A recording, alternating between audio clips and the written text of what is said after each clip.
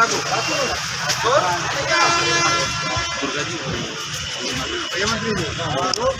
आगे आगे आगे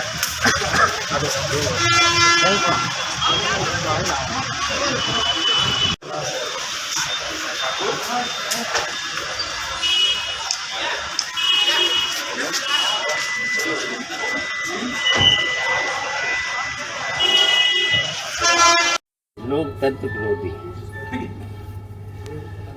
और देखिए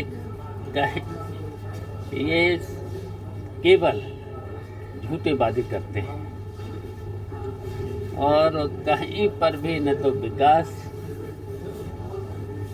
और इन्होंने केवल ये झूठे बोल बोल करके और कहीं पर भी चाहे संविधान विरोधी तो हैं ही ये लोग, और लोकतंत्र विरोधी हैं ही, जान ही रहे हो। झूठी रिपोर्टें लिख करके जेल भेजने का काम, कितने लोगों को इन्होंने झूठी रिपोर्ट लिखा करके जेल भेजने का काम। अच्छा, कानून को ये नहीं मानते, जिस तरह अदालतें को ये नहीं मानते। सर, जिस तरीके से अब बातें आई हैं, कांग्रेस के प्रदेश अध्यक्ष ने भी घोषणा की कि अमेठी से राहुल गांधी और वाराणसी से प्रियंका गांधी चुनाव लड़ेंगी, तो इसको लेके आप लोग देखिए, ये तो हमारा जो इंडिया गठबंधन बना है वो निर्णय लेगा कौन कहाँ से लड़ेगा। अभी तो समय है, सब सामने आ जाएगा, कौन कहाँ से लड़ेगा, समय पर सब सामने आ जाएगा। सर, बसपा ने कहा कि चुनाव हम अकेले लड़ेंगे 24 का, तो कहीं ना कहीं वो भाजपा को फायदा पहुंचाने के लिए क्या उसके गठबंधन में शामिल नहीं किया जा रहा है इंडिया में, इस नाते वो करेंगे। तो वो तो भाजपा से पूरी तरह से मिले ही हुए हैं, पूरी तरह से भाजपा से मिले। अब वो तो भाजपा से बात करके ही अपना जहाँ से लड़ेंगे। ठीक सर।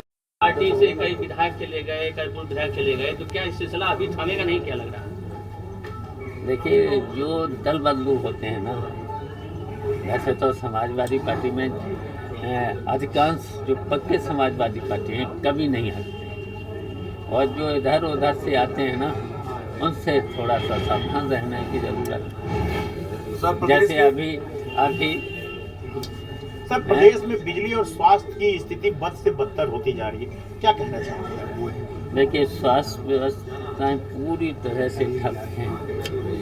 इधर बिजली का देख लिए, इतनी महंगी बिजली, और वादा करते हैं 22 घंटे 24 घंटे, और 8 घंटे 10 घंटे से ज़्यादा बिजली कहीं आ नहीं रही। इधर देखिए, छापे पर पड़ रहे हैं, FIR भी हो रही है और बिजली देते नहीं, और इतने छापे और ये करने के बाद भी रेवेन्यू इनका बढ़ता नहीं। तो देखिए, ये भारतीय जनता पार्टी से ज़्यादा भ्रष्टाचार अभी तक कोई भी सरकार नहीं थी। सबसे भ्रष्ट अभी तक के सरकारों में सबसे भ्रष्ट सरकार भारतीय जनता पार्टी। सर, जिस तरह से प्रधानमंत्री के आर्थिक सलाहकार ने संविधान बदलने की जरूरत बताया है, क्या कहेंगे कि भाजपा की अगली रणनीति संविधान बदलने की है क्या?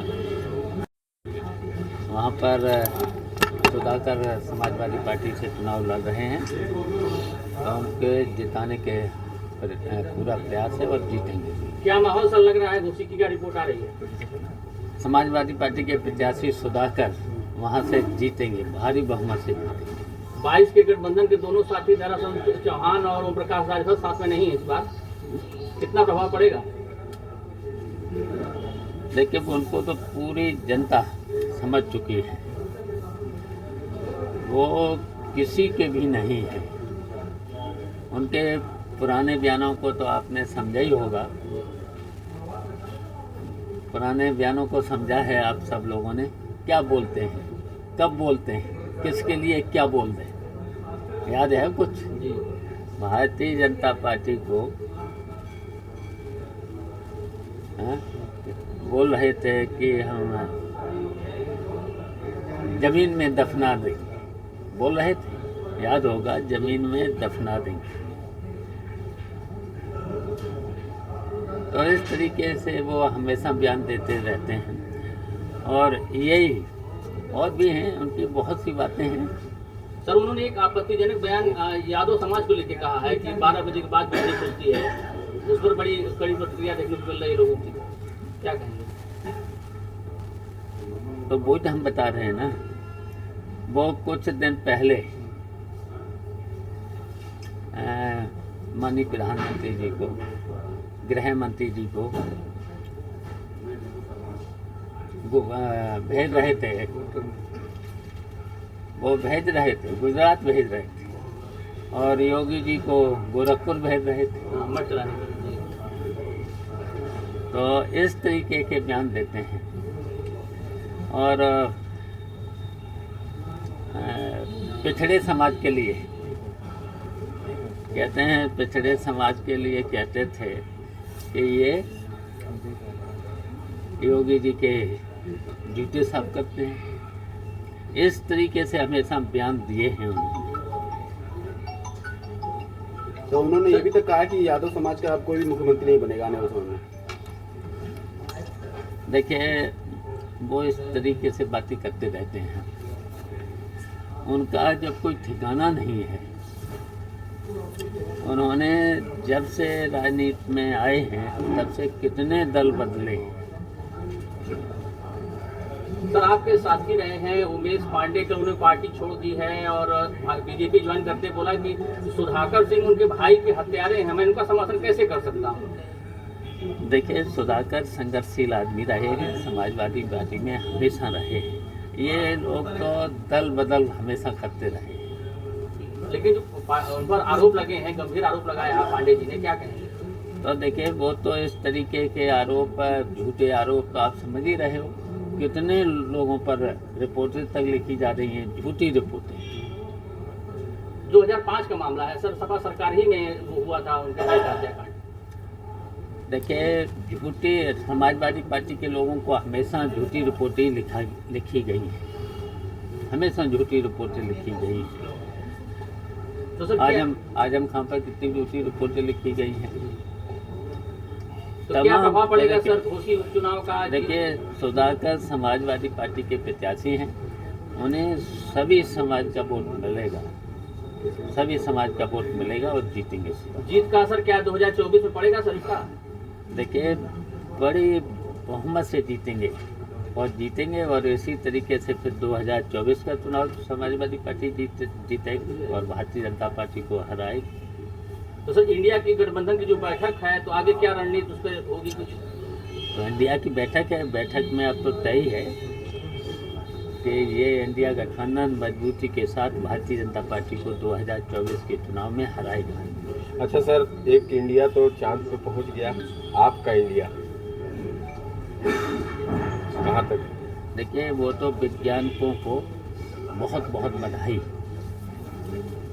अब चांद पर जो विज्ञान ने जो काम करके दिखाया है, तो फिर इंडिया ग्रेट है जी। जो आगामी आपका इंडिया बना है, उसके लेके आप क्या उसके भविष्य बना है, वो मजबूती के साथ चुनाव 2024 का मिल करके लड़ेगा और भारतीय जनता पार्टी को हटाएगा। चुनाव लड़ने की बातें आ रही हैं, तो आपकी भी दावेदारी आजमगढ़ से रही है, राष्ट्रीय अध्यक्ष जी की भी रही है, बेटे की भी रही, क्या है क्लियर? अब ये पार्टी के ऊपर नहीं, आप भी तो वरिष्ठ हैं, आप इसको स्पष्ट कर सकते हैं। देखिए, पार्टी जो फैसला लेगी नहीं, ये वो तो स्वीकार है, ये सही है। हाँ। और लेकिन जो आपने अपनी पार्टी क्या जो राय? फैसला ले लेगी, उसकी मजबूती के साथ हम लोग सब लोग जीतेंगे और यहाँ से चुनाव भी जीतेंगे। उपचुनाव जो घोसी में है, उसको लेके जिस तरीके से आप लोग कमर कसे हैं, उसको लेके आप आने वाले 24 के चुनाव में किस तरीके की बातें रहेंगी? अगर ये भी चुनाव जो उपचुनाव हो रहा है, सुधाकर हमारे प्रत्याशी लड़ रहे हैं, ये भी जीतेंगे और फिर इसी तर्ज पर 2024 का चुनाव भारी बहुमत से ये हमारा जो इंडिया गठबंधन है वो जीतेगा। सर, लेकिन जितने भी अभी सर्वे आ रहे हैं, सभी में अभी एनडीए की ही जीत बताई जा रही है। जितने भी सर्वे अभी 1 महीने के अंदर हुए हैं इंडिया गठबंधन बनने के बाद। तो देखिए, अभी तो शुरुआत हुई नहीं है चुनाव की, और सर्वे तो बस समझ ही रहे हो। सर्वे तो इस समय मीडिया तो और ये सभी सर्वे पूंजीपतियों के हाथ में है और ये सरकार पूंजीपतियों को लेकर के ही चल रही है। तो उसी तरीके से ये सर्वे तो प्रदेश चल कानून रही है। व्यवस्था क्या स्थिति देखते हैं? पूरी तरह से कानून व्यवस्था ध्वस्त है। सरकार रोज हत्याएं हो रही हैं। अभी आपने लखनऊ में ही देखा है, गवर्नर साहब के यहाँ किस तरीके से हत्याएं हो रही हैं, लगातार हत्याएं भी हो रही हैं। पूरी तरह से कानून व्यवस्था ध्वस्त है सर। और विकास के मोर्चे में क्या देखते हैं सरकार? विकास कहीं हो ही नहीं रहा, चारों तरफ गड्ढे ही गड्ढे दिखाई दे रहे हैं। कोई विकास का काम नहीं, झूठे बस वादे और झूठा प्रचार, इसके अलावा कुछ नहीं हो रहा है सरकार। सर कल आपके वही ओम प्रकाश राजभर जी ने ये भी कहा कि शिवपाल जी भारतीय जनता पार्टी ज्वाइन कर सकते हैं, क्योंकि सदन में योगी जी बार बार 27 बार आपका नाम लिया कि चले आइए चले आइए। देखिए, ये लोगों का कोई ठिकाना नहीं है। ओम प्रकाश जो राजभर हैं, ये हमेशा दल बदलते हैं। आपको पता ही होगा 2096 से शुरुआत करी है, कितने उन्होंने दल बदले और कोई इनका ठिकाना नहीं, कब कहाँ चले जाएं, क्या कुछ बोल दें। और मैंने अभी बताया ही है आपको, कब क्या बोल दें, किसके लिए बोल दें। अच्छा सर, जिस तरह से सदन में योगी जी आपसे बात करते हैं, आपको संबोधित करते हैं या किसी भी सवाल पे आपसे सिद्धि बुद्धि की बात करते हैं, इसके पीछे क्या सोच है? देखिए, ये भारतीय जनता पार्टी षड्यंत्रकारी पार्टी है, विभाजनकारी नीति है इनकी। तो ये हमेशा विभाजन करने की कोशिश करते रहते हैं। तो वो तो आपको अपना साथी फूट डालो, परिवार में फूट डालो, आपस में फूट डालो, ये इनकी नीति है। तो आपको तो सम्मान देते हैं, तो हमका वो तो देना ही पड़ेगा। हम लगातार 6 बार के विधायक हैं और अब गए थे मैनपुरी, हमारे क्षेत्र में भी इन्होंने कोशिश की थी, लेकिन हमने वहाँ से कितने वोटों से जीता। और इस तरीके से मैनपुरी सीट कितने से जीत, तभी कोशिश की थी उन्होंने विभाजन करने की कोशिश। देखिए, आज मैं आजमगढ़ में रुका हूँ। अब यहाँ से कुछ ही देर बाद उसी चुनाव प्रचार वहाँ पर सुधाकर समाजवादी पार्टी से चुनाव लड़ रहे हैं और उनके जिताने के पूरा प्रयास है और जीत। क्या माहौल सर लग रहा है? घुसी की क्या रिपोर्ट आ रही है? समाजवादी पार्टी के प्रत्याशी सुधाकर वहाँ से जीतेंगे भारी बहुमत से। 22 के गठबंधन के दोनों साथी दरअसल चौहान और ओम प्रकाश राजभर साथ में नहीं है इस बार, कितना प्रभाव पड़ेगा? देखिए, उनको तो पूरी जनता समझ चुकी है, वो किसी के भी नहीं है। उनके पुराने बयानों को तो आपने समझा ही होगा, पुराने बयानों को समझा है आप सब लोगों ने। क्या बोलते हैं, कब बोलते हैं, किसके लिए क्या बोलते हैं, याद है कुछ? भारतीय जनता पार्टी को बोल रहे थे कि हम जमीन में दफना दें, बोल रहे थे, याद होगा, जमीन में दफना दें। और इस तरीके से वो हमेशा बयान देते रहते हैं और यही और भी हैं, उनकी बहुत सी बातें हैं। सर, उन्होंने एक आपत्तिजनक बयान यादव समाज को लेकर कहा है।